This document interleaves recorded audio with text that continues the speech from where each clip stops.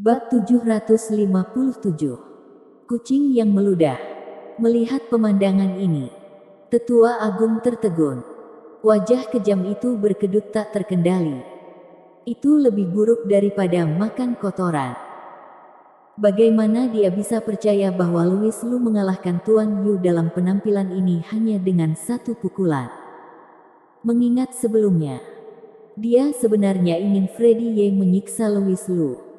Dengan kekuatan Freddy Ye, mungkin ada masalah untuk menghubungkan salah satu jari Louis Lu. Bukannya Freddy Ye tidak cukup kuat. Itu karena Louis Lu terlalu kuat. Tetua Agung sangat terkejut. Tiba-tiba, dia juga menyadari sesuatu. Dan giginya bergetar hebat. Sialan, sialan. Benda sialan ini membunuh seluruh klan Gu kita. Mereka telah dikutuk. Dan hanya Tuan Yu yang memiliki obat untuk menekan kutukan tersebut. Sekarang Louis Lu telah membunuh Tuan Yu. Bukankah itu setara dengan membiarkan orang terkutuk dari klan Gu dimakamkan bersamanya? Bodoh. Bodoh bodoh. Tetua Agung kehilangan segala cara dan mengutuk dengan keras. Eli Miao di samping memiliki emosi yang campur aduk. Jelas. Dia juga menyadari masalah ini sekarang. Melihat mata Louis Lu, ada jejak kebencian. Bukankah ia bilang ia tidak akan main-main?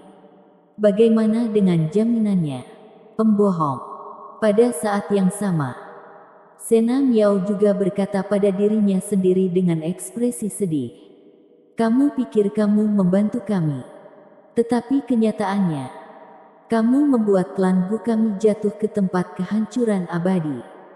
Berapa lama mereka bisa bertahan tanpa pasokan pil? Banyak orang yang menyadari hal ini mengeluh di dalam hati mereka. Sementara mereka yang tidak menyadarinya masih bertingkah seperti orang bodoh. Mengagumi kekuatan Louis Lu. Pada saat ini, Tuan Yu, yang jatuh ke tanah, tiba-tiba tersentak 2 kali. Yang membuat mata semua orang berbinar. Tuan Yu tidak mati. Mereka mendapatkan kembali secercah harapan. Tuan Yu memang tidak mati. Bagaimanapun, dia berada di tahap Gold Core Zongchen. Sejak lengannya patah, kekuatan para dewa dan iblis tidak secara langsung memengaruhi tubuhnya. Jadi tidak mudah untuk mati. Hanya terlihat bahwa Tuan Yu itu bangkit dari tanah. Satu lengan menghilang. Rambutnya berserakan. Dan dia terlihat sangat malu. Tetapi tidak banyak rasa sakit di wajahnya. Dia memegang kucing hitam di satu tangan dan menatap Louis Lu dalam-dalam. Menariknya, kucing hitam di tangannya sama sekali tidak terluka. Dan masih menatap Louis Lu dengan rasa ingin tahu dengan mata kuningnya. Mengapa kamu mencampuri urusan orang lain? Tuan Yu bertanya dengan acuh tak acuh. Pada saat ini, bagaimana mungkin dia tidak mengerti bahwa Louis Lu benar-benar membidiknya? Louis Lu tidak menjelaskan, tetapi mengatakan sesuatu yang tidak bisa dijelaskan. Bukannya aku ikut campur dalam urusan orang lain. Tapi kami ditakdirkan untuk bertemu kalian tanpa bisa dijelaskan. Apa katamu? Tuan Yu sepertinya tidak mengerti. Atau dia pura-pura bingung. Kamu harus sangat jelas tentang apa yang aku bicarakan. Ras hantu. Ras hantu. Begitu dua kata ini keluar, ekspresi Tuan Yu akhirnya berubah. Dia menatap Louis Lu dengan heran dan berkata, "Bagaimana kamu bisa tahu itu?" Kata-katanya setara dengan mengakui identitas ras hantu. Louis Lu berkata, "Jika memiliki lebih banyak kontak, maka otomatis bisa membedakannya." Louis Lu telah berurusan dengan ras hantu berkali-kali. Bahkan tanpa kemampuan persepsi kuat Sali Liu, dia dapat mendeteksi nafas klan hantu dalam sekejap. Tapi Louis Lu sangat jeli. Dalam beberapa kali sebelumnya ketika dia melakukan kontak dengan ras hantu, mata orang-orang yang dikendalikan oleh kekosongan dan acuh tak acuh. Jadi ketika dia melihat dari dekat ke arah Tuan Yu, Louis Lu menemukan bahwa ada yang salah dengan dirinya. Untuk sementara, itu benar-benar menunjukkan petunjuk. Kamu telah berhubungan dengan banyak orangku. Tuan Yu sangat terkejut. Louis Lu mengangguk sambil tersenyum dan berkata, tentu saja. Aku juga tahu bahwa tujuan ras hantu adalah untuk membangkitkan mayat dewa. Jadi menurutku kita ditakdirkan. Haha. Saat kalimat ini diucapkan, mata Tuan Yu tiba-tiba melesat tajam.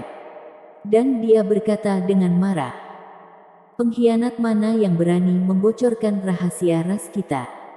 Apakah kamu ingin tahu jawabannya?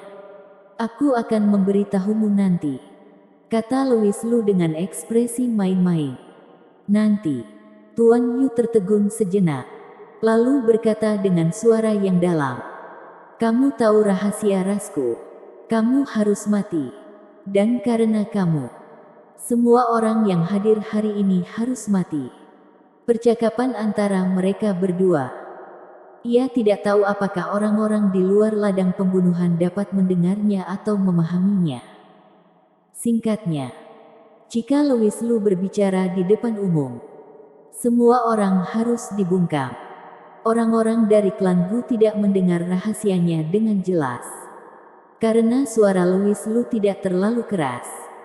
Tapi mereka mendengar dengan jelas bagian kedua dari kata-kata Tuan Yu, bahwa mereka akan dikuburkan bersama Louis Lu. Dalam sekejap, mata kebencian yang tak terhitung jumlahnya menusuk Louis Lu. Malapetaka ini. Apa gunanya memprovokasi Tuan Yu? Kapan giliranmu untuk campur tangan dalam urusan klan Gu? Nah sekarang, Tuan Yu marah. Dan semua orang harus mati. Bagaimana mungkin semua orang tidak membenci Louis Lu? Namun, Louis Lu berkata dengan tenang, sungguh, apakah kamu punya trik? Biarkan saja. Aku menantikannya. Mencari mati. Tuan Yu mengutuk. Napasnya melonjak. Dan dia bergegas menuju Louis Lu. Tetapi ketika dia hendak mendekati Louis Lu, dia tiba-tiba melemparkan kucing hitam di tangannya dengan satu tangan. Serangan hewan peliharaan. Louis Lu langsung terkejut. Dan yang lebih mengejutkannya lagi adalah kucing hitam itu melompat-lompat di udara beberapa kali. Dan tiba-tiba membuka mulutnya dan meludah ke Louis Lu. Wajah Louis Lu langsung menjadi muram. Sial. Berkelahi dan berkelahi. Apa maksudmu dengan meludah? Louis Lu tidak berani gegabah. Dan dengan langkah kaki sekilas, dia berhasil menghindari serangan jet air. Tetapi sebelum dia sempat bersukacita, tangisan menusuk tiba-tiba terdengar di telinganya. Meong. Bersambung.